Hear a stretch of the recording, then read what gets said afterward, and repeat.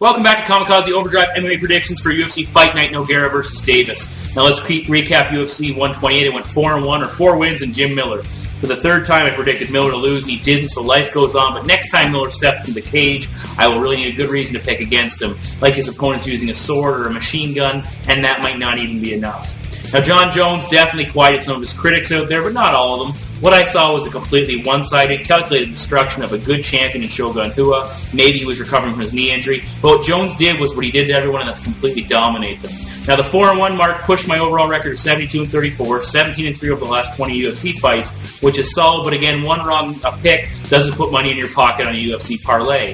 Now UFC Fight Night will take place on March 26, 2011. We'll feature 4 main card fights, which I will give my predictions for, and now let's get to predicting. Our opening fight of the evening is a rematch from WEC 48. The Korean Zombie Chan Sung-young, 10-3, will look for retribution against 19-6-1 Leonard Bad Boy Garcia. In their first meeting, Garcia earned a highly contested split decision victory, his 5th split decision outcome in his last 6 fights. Many people felt that Young did more than enough to earn the victory. Either way, it was exciting, earned fight of the night, and was talked about as one of the best fights of the year. This fight was originally supposed to be Garcia versus Nam Pham, but with an injury to Nam, the Korean Zombie gets to make his UFC debut in his place. I would think the odds would be fairly close, let's say $1.65 each. There are arguments for both being the favorite, but I'll keep it even. Now, the first meeting was an all-out war that was predominantly contested on the feet, but there was a little action on the mat. Garcia attempted a couple of unsuccessful takedowns, and I would give the edge to Young in the significant happenings on the mat at 2-1. In the first round, the Korean Zombie dropped Garcia and began to unload to the point the referee was considering stopping the fight, but Garcia recovered and locked in an armbar that was defended. In the second round, one of the most technical maneuvers of the fight was executed by Young when he took Garcia's back, standing, got the hooks in and rolled through to the mat, still maintaining the dominant position. Both of these guys are more than capable of submitting their way to a win, as Young holds 6 wins and Garcia 9 by submission. So if the opportunity presents itself to either fighter, it could definitely happen. Moving to the feet, this was an entertaining slugfest, but for the most part, both fighters threw all the technique out the window. I think there were openings for each man had they elected to stay away from the brawl and implement a more technical approach. If you look at Garcia's 2 fights post-Korean Zombie, he was defeated by Mark Hominick and narrowly got the decision against Nam Pham. These fighters successfully used technique against Garcia's reckless style. Now, having rewatched the first fight, I really think that Young got the better of the striking. When the fists were flying, Young just seemed to make more contact, where Garcia did a lot more swinging and missing. Another issue with their exchanges was that Garcia seemed to go full board for the first minute to 2 minutes, and then faded at that point. And then Young started to open up, and he had good success when he did this. Garcia was able to stumble Young once in the fight, where Chan Sung dropped Leonard early in the fight, and on several other occasions was backing him down and had him hurt against the cage. We know what these guys are capable of. The big question is, what adjustments can they make in order to decisively walk away with the victory in the second meeting? If you look at Garcia, he seems to be prone to these slugfests, which he either narrowly wins or is defeated in. He has shown brief moments where he will hold back and fight the smart fight, but they are all too brief as his attack quickly degenerates to a barrage of wild, inaccurate strikes. If Garcia was going to change his approach, he has had ample time to do so, especially after the Mark Hominick fight where he got picked apart.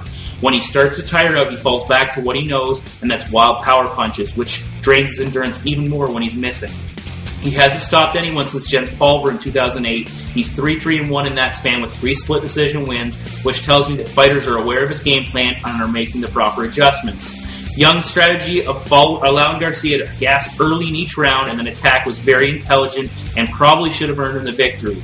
In his last outing, he attempted to walk through George Roop's strikes, and as a result got his lights turned out by a huge head kick. After that fight, Young made the statement that he was going to modify his style and get away from being uncontrolled and unconcerned with being hit, which cost him his first 2 career defeats. In order to do this against Garcia, Young only needed to make minor alterations to his fight game plan and simply avoid wild exchanges and focus more on allowing Garcia to swing and miss, tire, and then become easier to hit. If my prediction about changing styles comes true, then Young should be able to win this fight. If they don't, and we see a repeat of the first fight, I still think Young has a very good chance to walk away the winner, as long as his knockout defeat against Roop hasn't had too great of a negative impact. So my prediction is Chan Sung-young to defeat Leonard Garcia by decision. Amir Sadallah, 5-2, will look to build on his success at UFC 122 when he takes on Ultimate Fighter finalist 17-8 DeMarcus Darkness Johnson. Johnson's coming off a body triangle submission at UFC Fight for the Troops 2 and has won 3 of his last 4, while Sadallah has done the same in his last 4 bouts. On the books, I have Amir as the favorite, paying $1.50, and Johnson the slight dog at $2.05. Okay, let's talk ground game. Now, neither of these guys have a background that would suggest they come into this matchup looking to shoot for a takedown and dominate on the mat. UFC.com has each fighter attempting 3 takedowns to date inside the octagon, with Sadallah completing 2 and Johnson 1. That being said, both of these guys are more than capable of ending a fight with a tap-out. Amir only has 1 official submission win to his credit, but on the Ultimate Fighter, he recorded 3 of his 4 wins by tap-out. DeMarcus has put together 6 submission victories, including his most recent win inside the octagon. Now, for both of these guys, the reason they're able to score the sub is because their opponent puts them on their back, and they are able to react offensively. Amir did it against CB Dollaway, and most recently, Johnson was getting beaten on by Edgar Garcia before throwing up a triangle choke. Johnson is trained with Jeremy Horn, so that in itself indicates that his submission game has a very strong base. It is always nice to have a solid guard that an opponent needs to be wary of, but looking at Johnson's track record, he has been submitted 4 times. Against James Wilkes, he was tapped out, and prior to the finish, Wilkes was able to continually threaten with various submissions that Johnson struggled to defend against. Similarly, Garcia had Johnson locked up early in their fight and was close to finishing it. I would think that DeMarcus would be the more likely to look for a takedown, but Sadallah's takedown D is pretty solid, so this fight could very well stay standing. On the feet, statistically, Johnson has far more experience than Amir. Sadallah has been knocked out once by Johnny Hendricks and has never scored a KO victory himself, while Johnson has 5 KO or TKO wins along with 3 defeats. I would give the power edge to Johnson with a slight technical one to Amir. DeMarcus throws a lot of straight punches and a lot of left hands. He likes to time an opponent's attack and counter with a jab, sometimes using to stop an opponent's forward motion.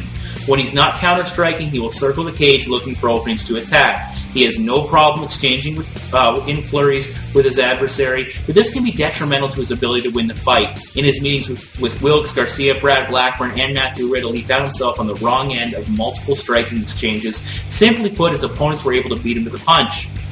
For Amir, he's a Muay Thai striker with rapidly improving technique. He uses a nice combination of punches and kicks to break his opponents down. He utilizes movement to avoid being tagged and implements controlled pressure by constantly advancing forward in full attack mode. He implements very heavy leg kicks that hurt Peter Sabata and simply serve to slow his adversary down. I like the way Amir strings together several straight punches while walking his opponent down. When he gets them back against the cage, he can go a variety of ways, continuing to tee off, use a Muay Thai clinch with knees, or he will throw a flying knee. In this matchup, I think that Amir's technical skills will give Johnson problems all night, and I would expect that if Johnson can't hang with Amir on the feet, he will consider taking the fight to the ground. Now, I said Amir has solid takedown D and can defend off his back well, which, with Johnson's susceptibility to being caught in submissions, could make the mat no more of a solace in the stand-up. Either way, I think Amir will get the better of DeMarcus all fight, so my prediction is Amir Sadallah to defeat DeMarcus Johnson by decision. The co-main event of the evening will be in the welterweight division as 23-8 Dan the Outlaw Hardy welcomes back 8-3 Anthony Rumble Johnson. Both combatants are looking to get back into the win column. Hardy has dropped 2 in a row, including his first career knockout against Carlos Condit. Johnson has been away since late 2009 when he was submitted by Josh Koscheck. Now, there are no odds posted yet for the fight online, but I would think they'll be fairly close, probably around $1.65 each. Heading into this matchup, Hardy is fighting for the first time since being KO'd, and Johnson is returning from a 16-month layoff. Hardy's style is primarily based on striking and exchanging with his opponent, so he could be a little gun-shy since his last exchange didn't work out so well for him. For Johnson, he is a huge welterweight that has had issues with making weight in the past. With such a long layoff, I am concerned that he may struggle to get down to 170, and even if he does, it may impact his ability to fight a full 3 rounds without gassing. Okay, let's start with their ground games. Hardy's skills on the mat are a work in progress, but he is a BJJ purple belt. In his past fights, Hardy's opponents have seen their key to victory as wasn't to take him down. GSP put him on the mat, and although he couldn't submit him, he still dominated the Brit. Both Mike Swick and Marcus Davis focused a great deal on putting Hardy on his back, with the latter having more success. Davis was able to control Hardy against the wall, take him down, and keep him there on multiple occasions. And this concerns me because based on Davis's accomplishments, Anthony Johnson should be able to replicate a similar game plan with even greater success because of his wrestling skill and huge size advantage. Johnson has a wrestling background and likes to bring those skills to the cage. He can either shoot for a takedown and simply drive his opponent to the mat, or grab a single and quickly turn the corner to finish the takedown attempt. Johnson has no submission victory, so there's no real question what he's looking for when he takes the fight to the ground. He uses vicious hammer fists and will work to improve his position in order to do more damage. He will attack, and then when he feels his opponent begin to wilt, he opens up in search of a referee stoppage. Moving to the stand-up, both guys have power in their hands and stop previous opponents in highlight reel fashion.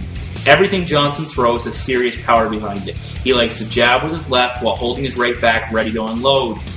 He also uses heavy leg strikes, targeting the entire body, and really opens some eyes when he knocked out Kevin Burns with a high kick.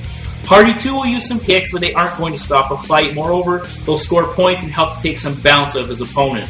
Hardy's hands are where he can do real damage. Against both Davis and Swick, he hurt them on several occasions, and he stopped Rory Markham with strikes. Hardy is aggressive on the feet, throwing a left jab, looking to set up his right. He likes to stand in the pocket and exchange with his opponent, and he had been quite successful with this until Carlos Condit came along. He will also utilize the clinch with knees, but in this fight, I would think he would want to avoid tying up with Johnson, so this might not really be an option. Now, Hardy should have a speed advantage, and he will need to use it to avoid Johnson's power. To counter Hardy's speed, Rumble will use a lot of head movement, keep his hands up, and generally he likes to use a lot of body motion, which can make it difficult for an opponent to find openings.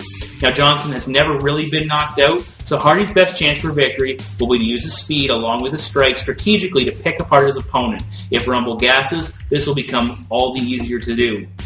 Johnson's going to have a significant reach advantage, which will force the outlaw to keep his distance before moving inside where Johnson's power is fight-ending. If Johnson wants to take the fight down, he will be in complete control on the mat, which is not good for Dan. I just see too many areas where Hardy will be second best, so I have this one either ending in a knockout on the feet or a referee stoppage via ground and pound with Anthony Johnson defeating Dan Hardy with strikes. And now it's time for the main event. And now, this is the moment you've all been waiting for.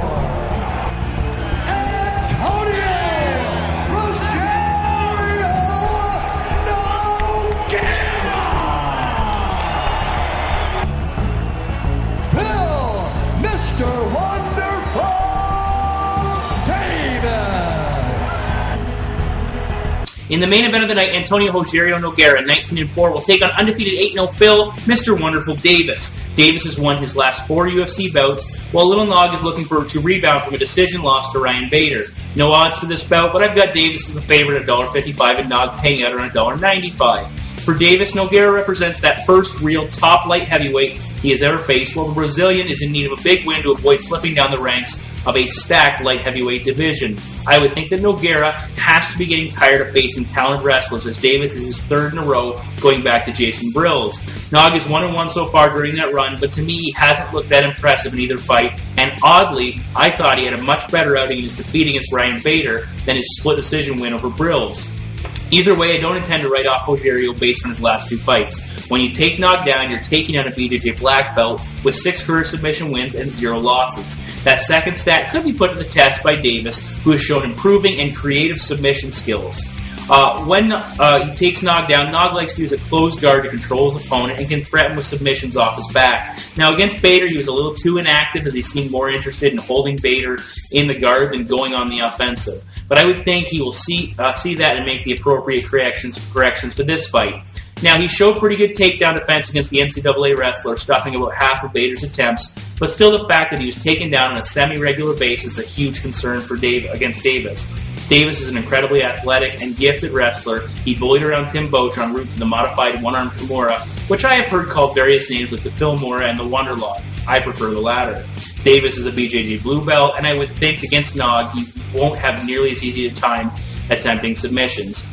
Even with Davis's athletic gifts, I would expect that Nogueira's submission defense will keep him at bay. But that doesn't mean that Davis's ground game won't play a huge role. He has a good shot and is relentless in working for a takedown. His single and double legs are tough to defend against, and I like his use of a body lock where he will clasp his hands and pulls down on his opponent. This can really impact an opponent's endurance, as this might be a simple maneuver, but can force a guy to expunge a lot of energy defending against it. He will also use knees in close from the clinch, and on the mat, because of his athleticism, he can really bring the knee strikes from crazy angles, and combine that with his use of elbows, he can do a lot of damage.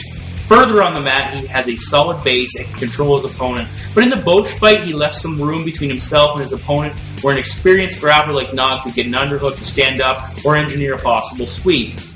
On the mat, I would give the submission edge to Nog, but in the overall grappling aspect, I like what Phil brings. Standing these guys up, Nog has a boxing background, while Davis' stand-up is still developing.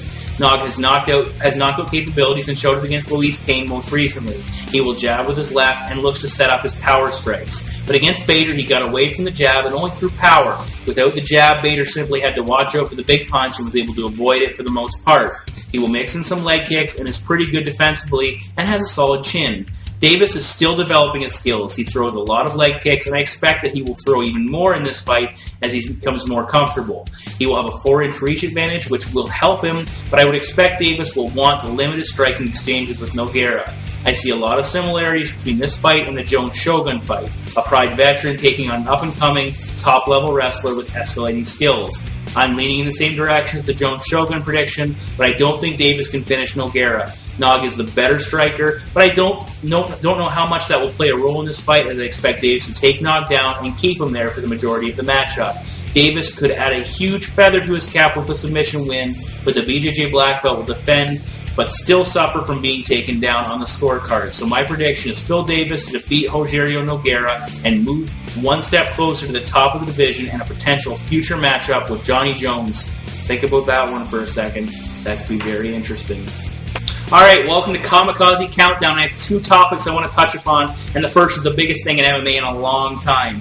Zuffa, Dana White, the Fertittas went out and purchased Strikeforce, so now they are in control of obviously the UFC and the arguably number 2 MMA company in the world. That's significant, and you have to wonder, I know Dana said it's business as usual, but you have to wonder with guys like Alistair Overeem, Gilbert Melendez, Nate Diaz, Jacare, you have to wonder how long before the UFC elects to start moving these guys over. It could be the 2-year time period where they have to deal with Showtime. We'll see how things work out, but I can't see Dana passing up on an opportunity like this. And, monopolies in the past have been a have a questionable impact on industries. We'll see how it turns out. I just want to see the best fights with the best fighters. Hopefully that's what this deal means. Now the other thing is, if you look around my layout, you don't see Sports Interaction anymore. I've dropped them as of this video, and I don't care. My time's about to run out. I'm going to continue talking. I really care less about that. This needs to be said. I'm fed up with the limited options Sports Interaction offers me, and a lot of people have posted and said, sent me messages and said, go somewhere else. And I did for the last couple bets. I went to Bodog. And basically what Sports Interaction has been doing is when they first started out, it was fine. They offered all the fights. You could parlay as many as you wanted together, as many or as few. And they even offered some where it was like you could bet on how far the fight would go. Decision, submission, stoppage, lots of options. Recently they've decided, based on the business decision, is the BS answer I get every time I contact them, that they're only going to allow certain things to be parlayed together. For UFC 128, the 5 main card fights, and that was it. So you couldn't parlay any of the undercard fights together. For Strikeforce, they very rarely let you parlay anything together. And I've gone to war with them on the phone, on the online chat with them, and they've given me the odd time where they've changed it up a little bit, and it worked out. Now, one thing, last night I had a person that contacted me, or a couple nights ago, wanted my undercard picks for UFC 128, so I sent him a message on YouTube, gave him my picks. I ended up going 7-0. It was kind of nice. I wish I had posted on my video those picks. And my original intent was to take, maybe not all 7, but at least 3 or 4 of them, combine them with the 4 main card fights minus Jim Miller, because I felt that was my weakness, and see what I could win with that. Well, obviously, with the fact that they were blocked off, you could only bet on them individually, not on a parlay. I couldn't do it. And what Sports Interaction reminds me of is I'm a teacher, so I see a lot of this, in gym or out on the playground. It's where you have those group of kids who are the best athletes, the smartest kids, and they all want to be on the same team, and they don't want to play a game against another team unless they know they absolutely are going to win. and they have the best chance to win. They all want to play together, and that's what Sports Interaction reminds me of. The house almost always wins, but they want to make sure it always wins, no chance of losing, and if they do lose, it's so minimal it doesn't really matter. And that's really turns me off, because I go to other places like Bodog and other sites that people recommend, and you can bet on all 10 if you want. Now, obviously, that's not the best strategy when you're betting, but at the same time, you want to have some variety. You want to have options. You don't want to be limited by a business decision that Sports Interaction offers. So should they make some changes, I'd be glad to promote them again. It's not like I matter that much. Like, I'm a nobody, and they're a gambling site that's having success elsewhere. But just wanted to point that out there, and I'll definitely be looking into my betting options. And if there's any other betting sites out there that would like me to promote their site and their odds, feel free to contact me. So, Kamikaze Countdown, a little more than a minute, but well worth the time. Thanks for listening. All right, before I finish up, I know I said during Kamikaze Countdown, Nate Diaz, I meant Nick Diaz, the welterweight champion of Strikeforce, his brother fighting the welterweight division in UFC. Just wanted to clarify that. So those are my picks, and you can see the odds and payout on the new KO betting card. Please feel free to comment on my picks, my rankings, what I had to say in Kamikaze Countdown, and by all means subscribe to my channel. My next prediction show will be for Strikeforce Diaz versus Daly, and that will then be followed by UFC 129, St. Pierre versus Shields, the biggest show in UFC history to date. Before I go, it seems that there is a good chance we have seen the last of Mirko Cro Cop in the UFC, and potentially MMA, and if that's the case, thank you, Mirko, for all you've done for the sport. It's been a pleasure watching you, and as always, thank you for watching me, and I'll see you back here in a couple of weeks.